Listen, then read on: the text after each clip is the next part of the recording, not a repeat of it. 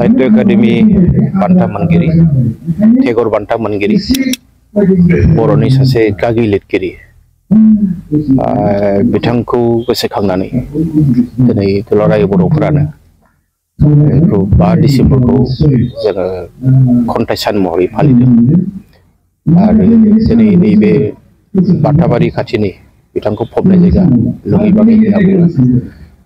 बे जायगायाव दिनै जोङो मिरुयैनो जोंहा क'क्राझार जिल्ला बर' थुनलाइ आफाद आरो लोगोसे बेनि गेदेमा रायजो राजा जों जयैनो बे हाबाफारिखौ फालिदों बिथाङा जोंनि गेजेराव गैया नाथाय बिथांखौ जों बर' थुनलाइ आफादा मालाबाबो बावनो हाया दिनै जों जि हाबाफारि लादों बे जोबोद थेलेबलेब हाबाफारि बिथांखौ फबनाय जायगायावनो जोङो बेखौ फालिदों आरो बेजों लोगोसे दुलाराय बर'फ्रानो गासैबो जायगायावनो गुबुन गुबुन हाबाफारिजों बे हाबाफारिखौ फालिदों दा जों बयबो मिथिगौ जे ब्रजेन्द्र कुमार ब्रह्म सारनि जि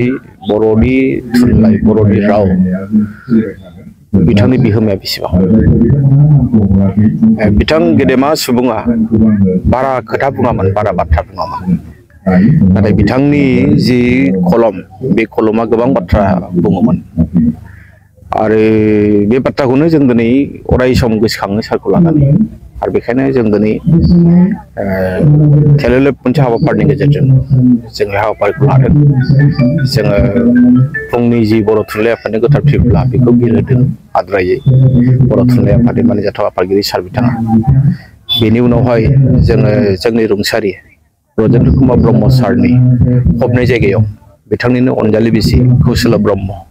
बिथांनि गोथार आखाइजों बिबार बावजेनो आरो बिनि उनावनो जों मोनसे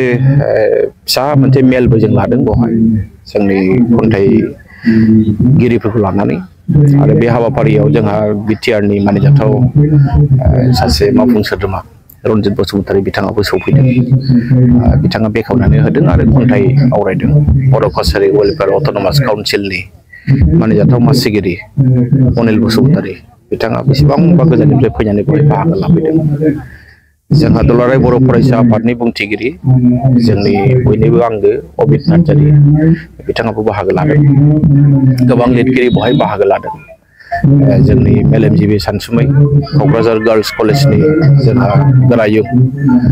डक्टर आदाराम बसुमतारी बिथाङाबो बाहागो लाफैदों गोख्रों गाहाय नेहाथारि लेङाइ आफादगिरि गपिना बरगयारी बिथांमोनाबो बाहागो लादों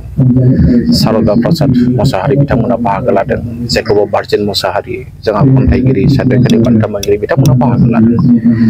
बुंनो थाङोब्ला हाबाफारिया नुनायाव जोबोद फिसा नाथाय बेनि ओंथि गोनां हाबाफारि आरो आं बेखायनो दिनै बर' थुनलाइ आफादनि जानानै जोंहा क'क्राझार जिल्ला बर'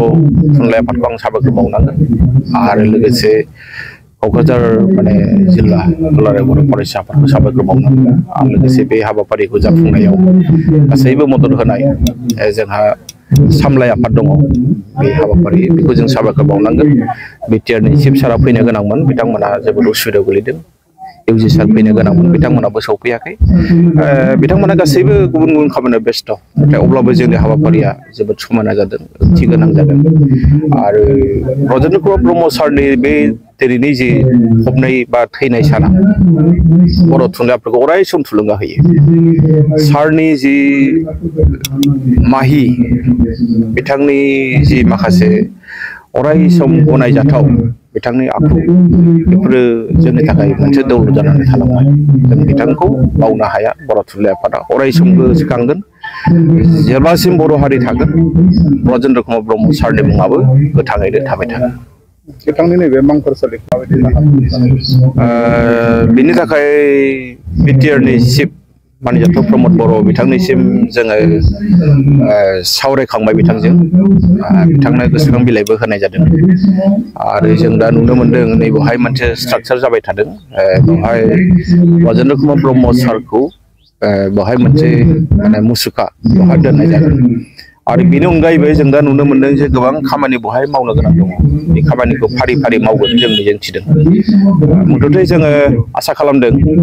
आगोलावबो जों नुनायाव हाग्रामा महिलारि सारनि दिनाव खामानिया एसे जादोंमोन दा जि आद्रा थानाय खामानि जोंहा प्रमद बर' सारा मावफुंगोन बेखौ जों मिजिंथिदों